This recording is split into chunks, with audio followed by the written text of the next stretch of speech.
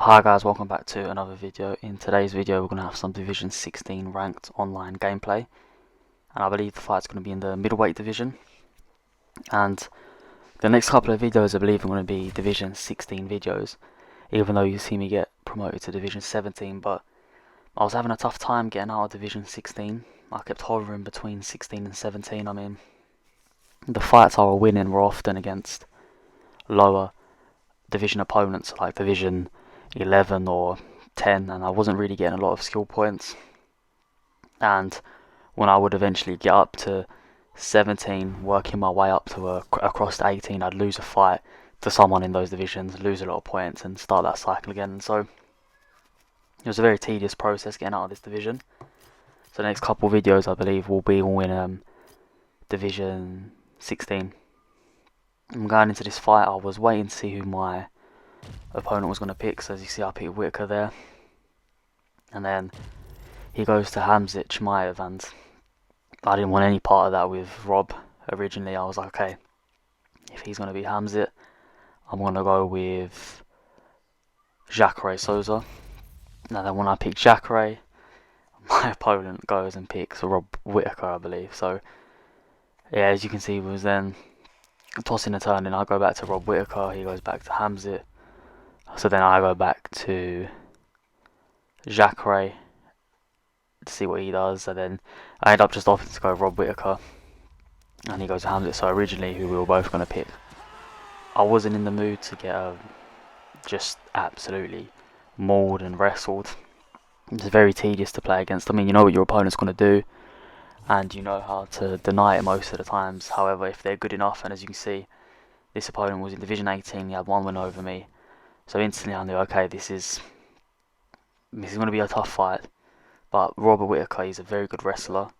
I mean, he was pretty sure he's an Olympic wrestler in real life. He was part of the Australian Olympic team. So his stats of wrestling wise ain't bad on the ground. And coming into this, obviously it's a 5-round fight. That's one thing to notice. So I need to look to control my stamina. That's very important.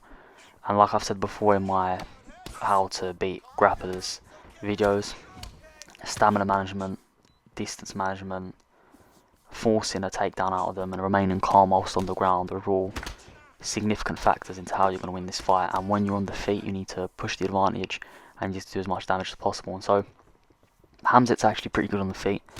I don't know if anyone uses him that often, but I do actually enjoy using him. He is quite stiff. I prefer using him at welterweight, to be honest with you, because you can hide behind that length more.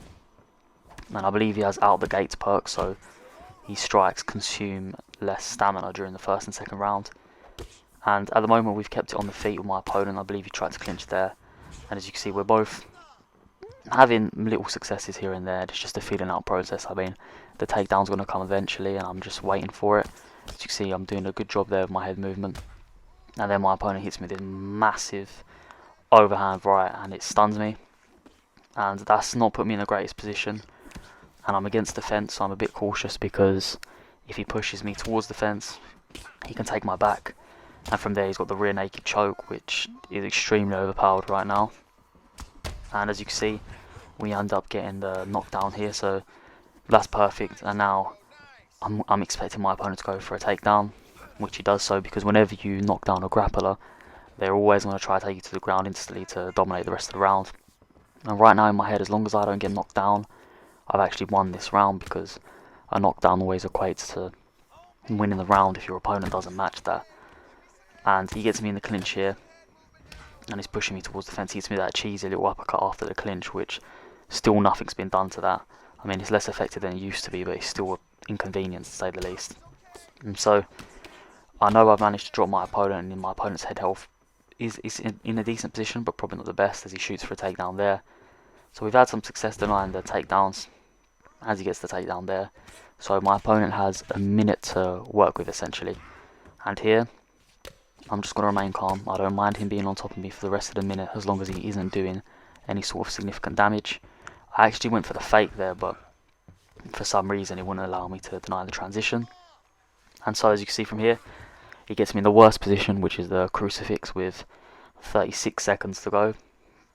And I know he doesn't have enough time to pull off a submission, because submissions normally take, depending on the submission, around 50 seconds. So I'm fine with him being here. As you see, he's not doing too much damage. Yes, he's getting the control time, but I've already had the knockdown from this round. So as it goes, this has been a fairly successful round. I feel like I've implemented my game plan well. As you can see, the strikes there, I had the knockdown. A very similar amount of strikes thrown to significant strikes also. And my opponent probably had roughly a minute and a half of control time. So I felt like it was going well. Obviously, this is a Division 18 opponent, so I need to take my opponent very serious. And as you can see, starting off again, we're now on the feet. And that's where distance management comes in. He went to shoot for a takedown, that was too far. Goes for a beautiful head kick there, which I didn't expect. And then he goes for the front kick, which gets a knockdown. I spam X, and luckily doesn't end up on top.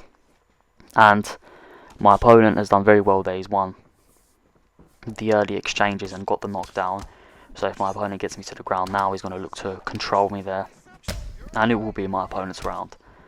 As you can see, my opponent is doing a lot of damage. I mean, Hamzat does have the tools to do that. And like I said, he's in my video with Hamzat, he's got a lot of tools no one expects, especially his head kick, which even caught me, who uses Hamzat quite often. And so now I'm looking to push the pace. I want to make this a boxing exchange because I have the advantage when it comes to boxing. Even kickboxing, I have the advantage, but throughout this fight I haven't really utilised my kicks efficiently, and my opponent's done a better job of doing that. So that's something I recognise in this round, and I'm going to look to rectify by, rather than having kickboxing exchanges, I'm going to focus on boxing exchanges. And as you can see, my opponent's clinching me, and that's one thing when you get into boxing range, if you're fighting a grappler, they're going to look to do is clinch, clinch, clinch. So I know this, as my opponent's throwing a hook, my cross hits him, we get the knockdown. And like I said, as soon as you knock down a grappler, they're always going to shoot a takedown. He misses the takedown, and then I get another knockdown. I back off, and my opponent's against the fence here. And as you can see, rather than go all guns blazing, I took a step back, and I was trying to use my distance management to avoid the takedown. He ends up getting it, but that's fine. So that's now 2 knockdowns to me, 1 knockdown to my opponent. He's got a minute and 55 seconds to work with on the ground. And we end up getting up, which is perfect. And I'm going to look to hopefully keep the fight on the feet now, because I know I'm winning the round. My opponent here goes for a big takedown, and he gets it. And it was a well-timed takedown from my opponent. All credit to him on that one. And even though he's had the 2 takedowns this round, I'm feeling fairly confident that this should be my round, just due to the fact of the 2 knockdowns. And as you can see, I'm throwing these little strikes on the ground to build up my GA, and also just to have it on the judges' scorecards that I'm keeping active off the ground. As you can see, he's denied my transition there, goes for the ground and pound.